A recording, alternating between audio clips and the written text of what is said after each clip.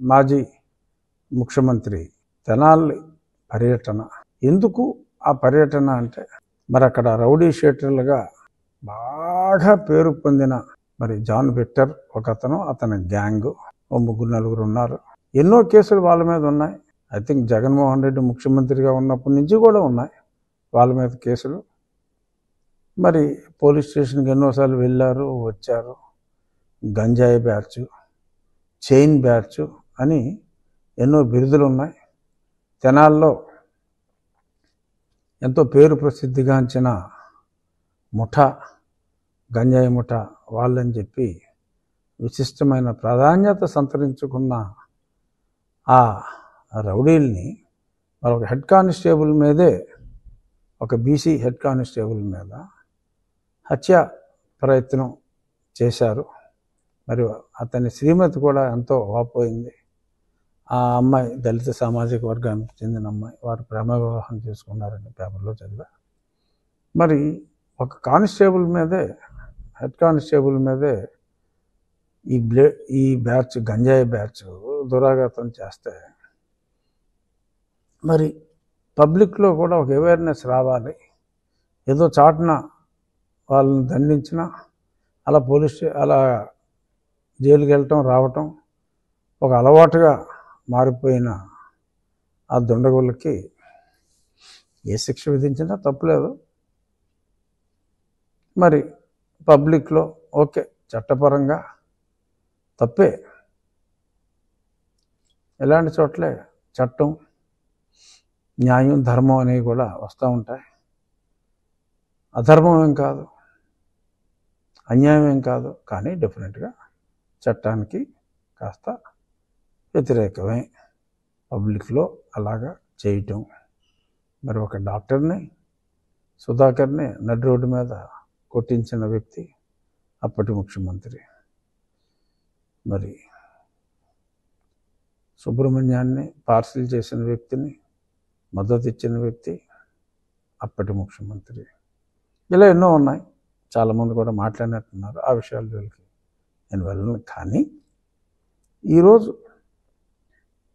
మరి అతనికి మద్దతు తెలియజేయటం కోసం మరి ఒక మాజీ ముఖ్యమంత్రి హోదాలో పనిచేసిన వ్యక్తి, అతని గత చరిత్ర చూసుకుంటే, ఆ మాజీ, ఇక్కడ నేను చెప్పేది గంజాయి బ్యాచ్ గురించి కాదు, మాజీ ముఖ్యమంత్రి గత చరిత్ర చూస్తే, మరి అప్పట్లో ఎంపీగా అదే పార్టీలో ఉన్న నన్ను 4 మంచి వ్యాఖ్యలు చెప్పినందుకు, అంటే సలహా, ఇప్పుడు క్రిటిసిజం ఎప్పుడూ స్ట్రాంగ్గానే ఉంటుంది, పొగడ్తలో మరి బాధ అనిపించవచ్చు. మరి అప్పుడు నేను జరుగుతున్న తప్పుల్ని వివరించవలసిన పరిస్థితి వచ్చినప్పుడు మరి తప్పుల్ని ఎత్తి చూపడం జరిగింది. మరి దాన్ని అన్యథా అతనప్పుడు భావించి నన్ను దారుణంగా చిత్రహింసల పాలు చేశాడు. చూసా ఆ వీడియో. రోడ్డు మీద వాళ్ళని కొట్టింది నథింగ్. 120 నుంచి 125 సార్లు నన్ను 5 విడతలుగా ఆ సునీల్ కుమార్ గారు పంపించిన బ్యాచ్ కొట్టారు. నన్ను జగనే పురమాయించాడు, అందులో ఏం డౌట్ ఏమి లేదు. ఇది ఇండైరెక్ట్గా నాకు ఏదో మూల లింక్ అయిన సబ్జెక్ట్ కాబట్టి ఉపసభాపతి స్థానంలో ఉన్నప్పటికీ నేను మాట్లాడవలసిన పరిస్థితి. సో నన్ను ఎంత చిత్రవధ చేశారు ఆ వీడియోలు అన్నీ కూడా ప్రజాబాహుల్యంలో ఉన్నాయి. మిలిటరీ హాస్పిటల్ క్లియర్ రిపోర్ట్లు ఇచ్చారు, అది అందరికీ తెలిసిందే.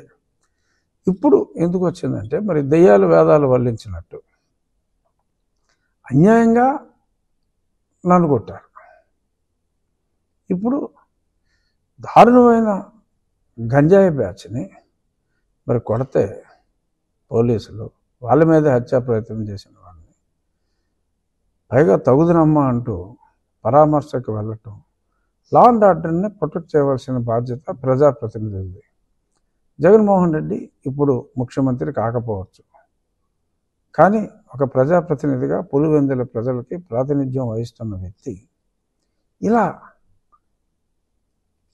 గంజాయి చేసే బ్యాచ్కి నోన్ శిక్ష పడి జైలుకి కూడా వెళ్ళి శిక్ష కన్ఫర్మ్ చేసి వచ్చిన బ్యాచ్కి తన మద్దతు తెలియజేయటం, మరి ఇది దిగజారుడు ఓట్ల రాజకీయానికి పరాకాష్ట. సరే, ఈ ప్రయత్నంలో అతను ఆ గతంలో వచ్చిన ఆ ఓట్లు కూడా రాని పరిస్థితికి వెళ్తాడు. రాజకీయాల్లో ఆత్మహత్యలే తప్ప హత్యలు ఉండవని చెప్పి సామెతలు ఊరికే రాలేదు. ఇటువంటి వాళ్ళని చూసే వచ్చినట్టుంది తెలుగుదేశం పార్టీకి, ఆర్ అన్ని రాజకీయ పార్టీలకి, ఒక్క యువజన శ్రామిక రైతు కాంగ్రెస్ పార్టీకి తప్ప ఈ రోజు ఎంతో సుదినం. ఎందుకంటే ఒక రాజకీయ నాయకుడు క్రిమినల్స్, ప్రజాకంటకంగా తయారైన క్రిమినల్స్ని పోలీసులు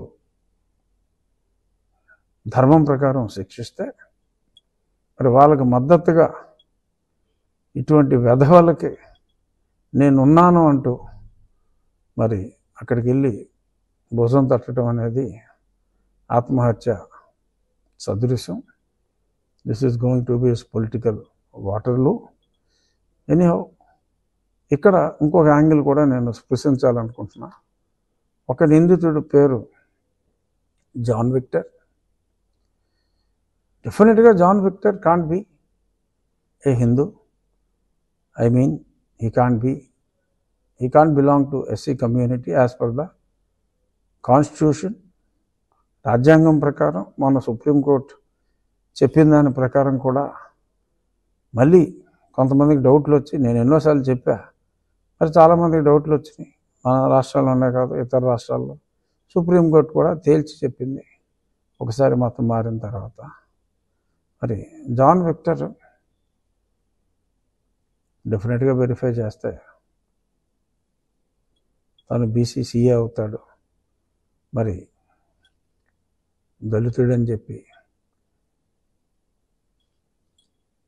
మళ్ళీ రెచ్చగొట్టడం, ఇవన్నీ కూడా దిగజారుడు రాజకీయాలకి పరాకాష్ట. ఇక్కడ నేను గతంలో మాట్లాడిన అంశం ఈ అంశం కాబట్టి, ఈ అంశాన్ని మరి నన్ను దారుణంగా హింసించిన వ్యక్తులు సరే ఏమీ చేయలేదు అని చెప్పి తప్పించుకోవాలని చూస్తున్నారు. సరే, ఆలస్యమైనప్పటికీ, నో డౌట్ ఆలస్యమైంది. ఇప్పుడు వచ్చి సునీల్ కుమార్ని ఇంకా పిలవలా. బహుశా అతను వెనుకున్న, అతను ఊహల్లో సృష్టించుకున్న ఆర్మీని నిజంగా ఉన్నారని ఎవరైనా భయపడుతున్నారేమో నాకు తెలియదు. ఏదేమైనప్పటికీ ఇప్పటివరకు సునీల్ కుమార్ని పిలిచి విచారించకపోవటం డెఫినెట్గా అది సముచితం కాదు. బట్ ఎనీహౌ, చట్టం పరిధి ఎక్కువ, ఆలస్యమైనప్పటికీ న్యాయం జరుగుతుందనే విశ్వాసం నాకు ఉంది. ఏదో రామాయణంలో పిడకలు పట్లాగా ఆ టాపిక్ వచ్చింది. ముఖ్యంగా నేను చెప్పాలనుకున్నది, రాజకీయాల్లో ఆత్మహత్యలు తప్ప హత్యలు ఉండవు. ఏ ప్రభుత్వంలో అయినా లా అండ్ ఆర్డర్ బాగుంటేనే ప్రజలు సురక్షితంగా ఉంటారు. అటువంటి ప్రభుత్వాన్ని ప్రజలు కోరుకుంటారు. మరి ఇవాళ ఇటువంటి గంజాయిని కూకటి వేళ్లతో పెకిలించి వేయాలి అని చూస్తున్న ప్రభుత్వం ఒకవైపు, వాళ్ళకి తన సంపూర్ణ మద్దతు తెలుపుతున్న ఓన్లీ ప్రతిపక్షం మరొక వైపు. చూద్దాం మరి ఈ రాజకీయ ఆత్మహత్య ఎటువంటి పరిణామాలకి దారితీస్తుందో వేచి చూద్దాం.